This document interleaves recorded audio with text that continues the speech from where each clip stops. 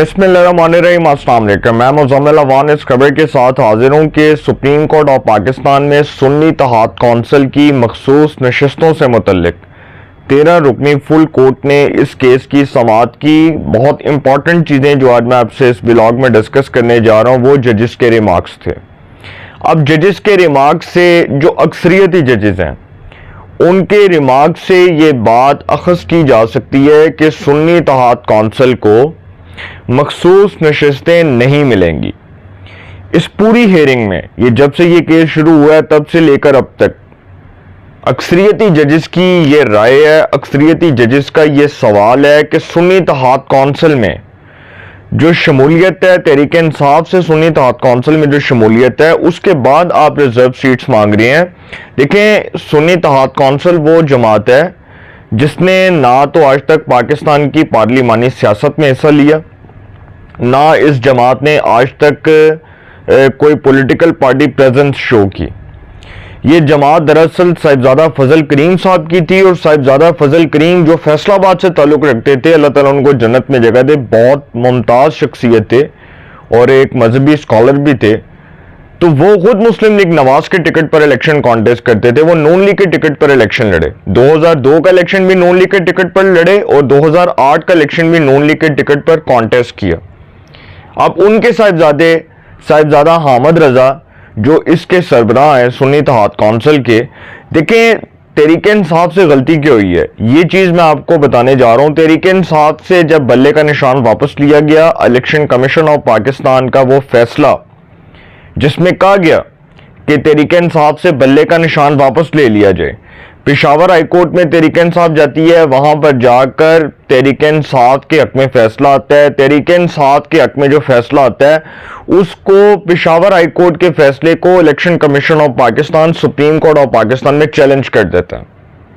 जब वो फैसला चैलेंज होता है तो उस फैसले के ऊपर तहरीक इंसाफ के खिलाफ फैसला आता है और सुप्रीम कोर्ट का 3 रुकनी bench honourable chief justice of Pakistan justice Qazi Faez Isa, justice Mohammad Ali मजहर और जस्टिस मुसरत अली, 3 जजेस ये फैसला सुनाते हैं कि तहरीक इंसाफ से बल्ले का निशान वापस ले लिया जाए। इस बुनियाद पर ले लिया जाए कि तहरीक इंसाफ ने अपनी जमात के अंदर इंट्रा पार्टी इलेक्शंस नहीं करवाए और तहरीक इंसाफ फारिग हो जाती है।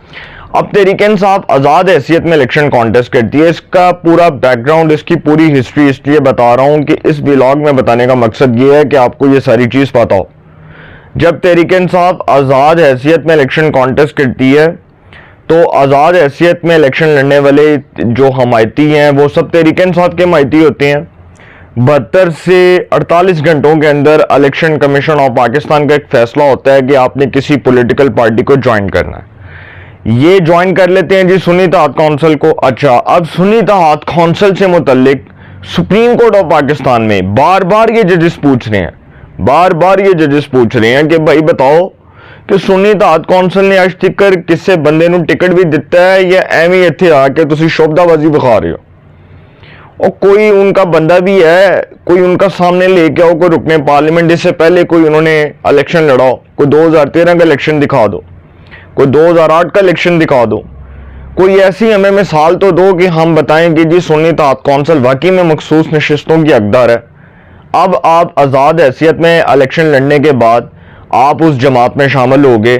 भाई इलेक्शन कमीशन ऑफ पाकिस्तान का ये कहना है, मेरा ये कहना है, पाकिस्तान के जय्यद सहाफ़ियों का ये कहना है कि एक जमात जिसकी आज से पहले कोई पॉलिटिकल पार्टी प्रेजेंस नहीं थी, कोई उनका जो है वो नामो निशान नहीं था पार्लियामान के अंदर, वो आज़ाद जीत कर एक जमात में शामिल होते हैं और फिर वो आकर डंडोरा पीटना शुरू कर देते हैं कि जी हमें तो मखसूस नशिस्तें चाहिए। भाई किस बुनियाद पर चाहिए, किस बुनियाद पर चाहिए, बताया जाए ना, किस बुनियाद पर चाहिए।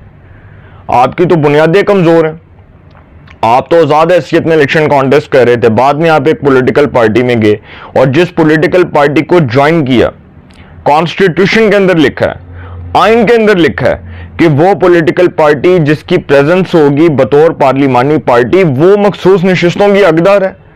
सुन्नी इत्तेहाद कौंसिल दी बतौर पार्लिमानी पार्टी कोई प्रेजेंस नहीं कौमी असैंबली च, किसी असैंबली च नहीं है, तो फिर उन्होंने मखसूस नशिस्तां की देनियां ने तुसी। 4 5 رستے دینی نے. تو سر یہ سوال جو اٹھایا جا رہا ہے یہ بڑا ویلڈ کوسچن ہے supreme court of Pakistan honourable court کی طرف سے. اچھا اب اس میں سپریم کورٹ آف پاکستان میں سنی اتحاد کونسل کی مخصوص نشستوں سے متعلق جو درخواست پر 13 رکنی فل کورٹ اس کیس کی سماعت کر رہا تھا. ویسے تو 14 ججز ہو گئے ہیں, مبارکباد پیش کرنی چاہیے کہ 17 ججز ہو گئے ہیں سپریم کورٹ کے 17 ججز.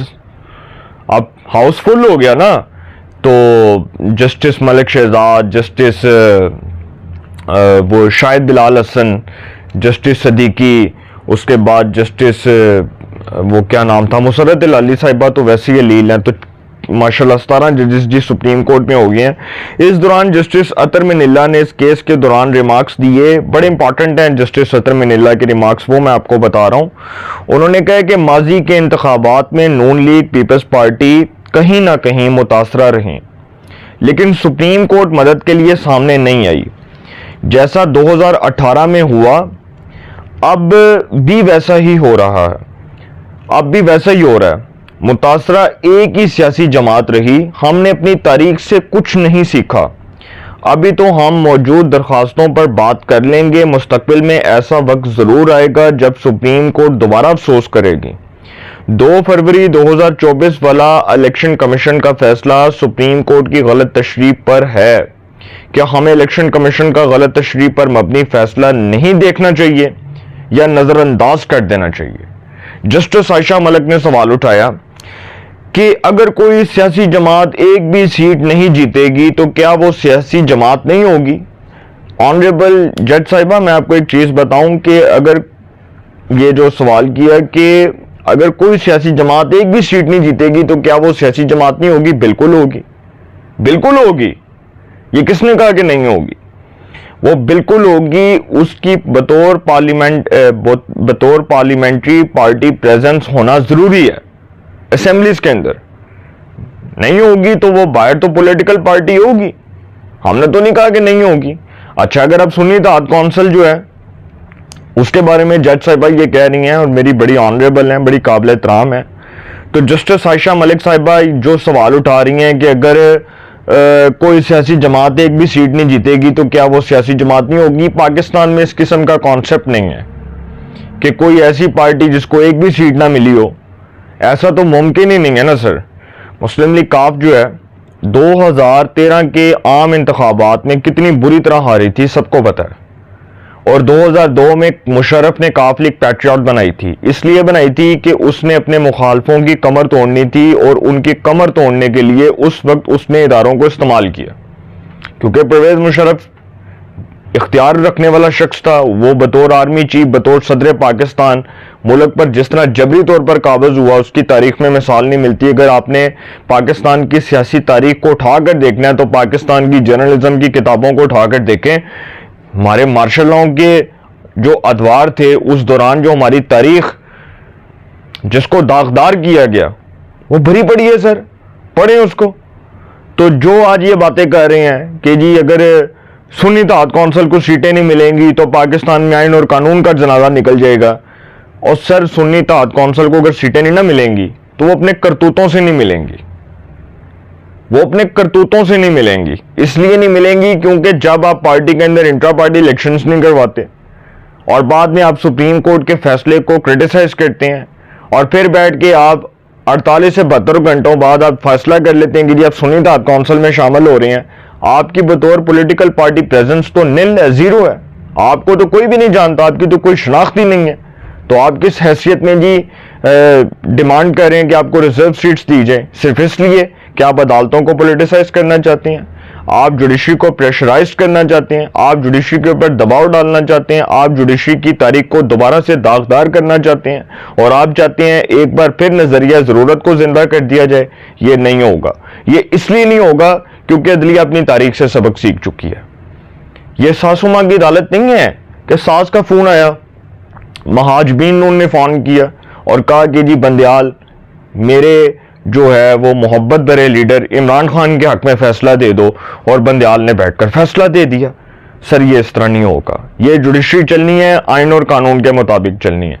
آئین اور قانون کے بنیادی اصولوں کے مطابق چلنی ہے۔ اس جوڈیشری کی تاریخ کو اگر کوئی مسخ کرنے کی کوشش کرے گا، اگر اس کو کوئی داغدار کرنے کی کوشش کرے گا تو وہ اپنے پاؤں پر کلاڑی نہیں کلاڑا مارے گا، اور اس کا انجام بڑا بھیانک ہوگا، یہ میں آپ کو بتا دوں۔ اچھا، پھر چیف جسٹس نے ریمارکس دیے کہ جب مارشل لا لگتا ہے تو کوئی وزیر بن جاتا ہے، کوئی اٹارنی جنرل بن جاتا ہے، اور جب جمہوریت کی بات آتی ہے تو چاقو پکڑ کے سامنے آ جاتے ہیں۔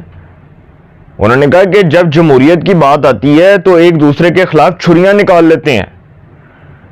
چیف جسٹس نے کہا کہ میں تو حیران ہوں کہ پہلے دن سے کہہ رہا ہوں کہ پی ٹی آئی کو سنی اتحاد کونسل جوائن نہیں کرنی چاہیے تھی، پتہ نہیں انہوں نے ایسا کیوں کیا۔ اور سر ججز یہ سوال اٹھا رہے ہیں، جوڈیشری یہ سوال اٹھا رہی ہے کہ سنی اتحاد کونسل تو انہوں سمجھ نہیں آ رہی کہ تسی کردے کی پے ہو، آپ عدالت میں اپنا کیس خراب کر رہے ہیں۔ سلمان اکرم راجہ صاحب، آپ اتنے کمپیٹنٹ، اتنے پروفیشنل لائر ہیں، آپ کا پاکستان کی وکالت میں ایک مایہ ناز نام ہے، آپ عدالت کے سامنے کھڑے ہو کے ہوں ہاں کریں گے تو عدالت کو آپ کے سامنے بات کرتے ہوئے کوئی شرمندگی تو نہیں ہوگی؟ عدالت آپ کو ٹوکے گی کہ آپ غلط بات کر رہے ہیں۔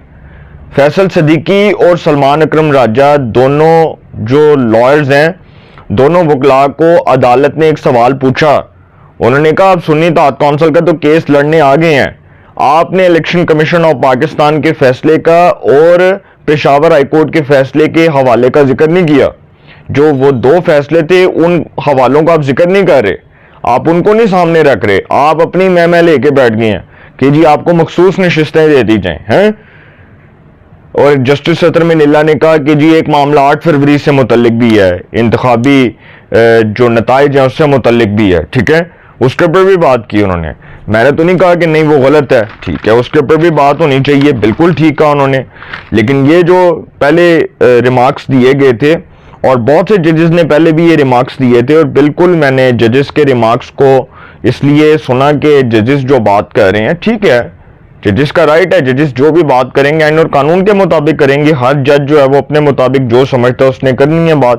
لیکن سر یہ کیس سنی اتحاد کونسل کے ہاتھ سے نکل گیا، یہ کیس سنی اتحاد کونسل کے ہاتھ سے نکل گیا ہے، اور مخصوص نشستوں والا پروگرام تو بڑھ گیا۔ مخصوص نشستیں سنی اتحاد کونسل کو نہیں ملنی، یہ ججز کے ریمارک سے واضح ہو گیا ہے، فیصلہ ان قریب آنے والا ہے اور پروگرام بڑھنے والا ہے۔ اپنی رائے کا کومنٹس میں ضرور اظہار کیجئے گا، انشاءاللہ ایک نئے سیگمنٹ کے ساتھ پھر ملاقات ہوگی۔ اپنا بہت خیال رکھیے گا، اعلیٰ نگہبان۔